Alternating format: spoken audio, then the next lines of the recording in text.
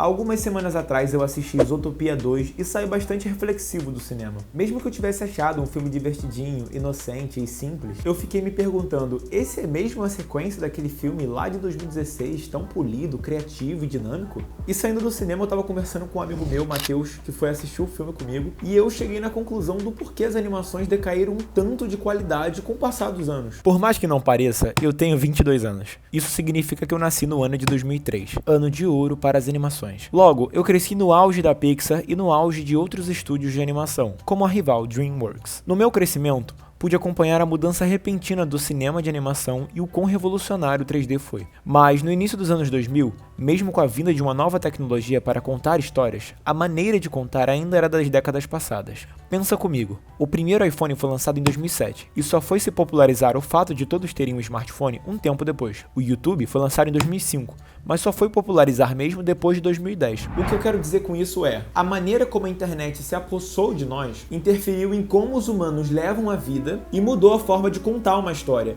principalmente para as crianças. Mas eu tô meio adiantado, é melhor voltar um pouquinho no tempo. Percebam essas cenas em filmes infantis da Disney das décadas passadas. Olha a delicadeza dos animadores, o cuidado com as cores, a iluminação suave e uma atenção muito grande em não ter um acúmulo de informações visuais na tela. Era um exercício de apreciação ao que está na tela, quase como se uma pintura vista em museus pudesse se mexer e pudesse falar. Essa, por muito tempo, foi a magia do cinema de Walt Disney. Magia essa que impressionou o mundo. Com o passar do tempo, a Pixar entrou com a tecnologia 3D, que mudaria para sempre o rumo das animações em 2D. Em um piscar de olhos, todas as animações produzidas eram em 3 dimensões. Uma vez que foram acostumadas com o novo, as crianças já não queriam mais ver a lentidão proporcionada pelo exercício de paciência e apreciação que elas necessitavam fazer para aproveitarem um antigo. Eu mesmo, quando criança, sempre tive preferência pelas animações em 3D. Era mais apelativo para mim, mesmo não tendo problema nenhum em assistir uma animação em 2D. Muitas, inclusive, marcaram minha infância. Logo, você é um reflexo da época em que você nasce e o que você consequentemente consome. Mas, com os costumes das gerações mudando, ninguém esperaria que o futuro das animações fosse tão amargo.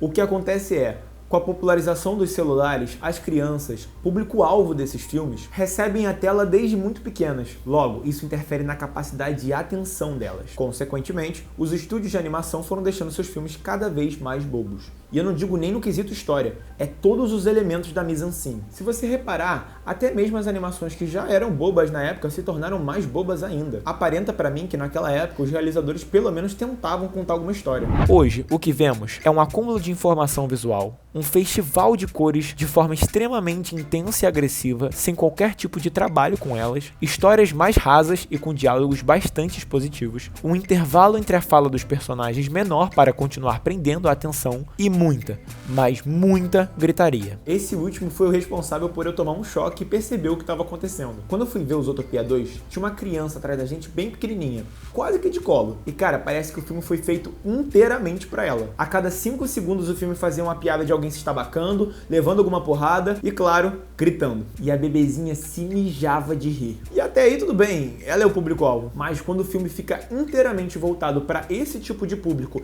e deixa de lado a profundidade que as animações um dia já tiveram, se perde o que fazia sentido antigamente.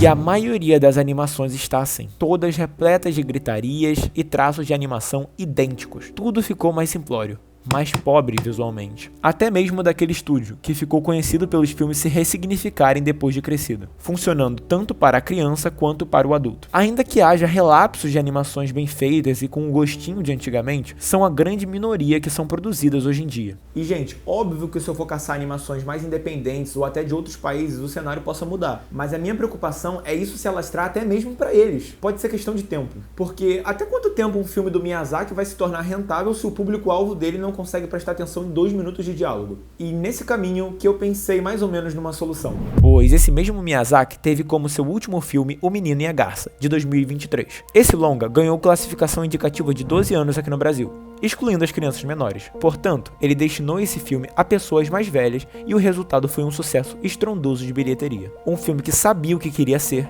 e não precisava, de forma forçada, introduzir elementos para deixar uma criança moderna presa. E talvez, num futuro não tão distante, as animações realmente boas só sejam estas. O que é uma verdadeira pena. Justamente o que unia as famílias eram as animações. Eu não canso de revisitar nas minhas memórias as vezes que eu fui no cinema com meus tios, primos, amigos, irmãos ou quem quer que seja e pude ter esse momento onde todos eram um, onde todos riam, se emocionavam e podiam desfrutar de um filme que independe de idade. A animação em si é uma das áreas mais bonitas do cinema e nunca pode ser lembrada por ser apenas um produto voltado para crianças. É um trabalho de artistas que exploraram diversas formas de animar algo e dar sentido, profundidade e vida para aquilo. E eu não espero que toda animação vá ser uma obra-prima como O Túmulo dos Vagalumes ou extremamente boa como Minha Vida de Abobrinha, mas que pelo menos eu possa ver algo sem esses infinitos estímulos visuais enjoativos e repetitivos, pois senão é mais uma das áreas que lentamente morre no cinema.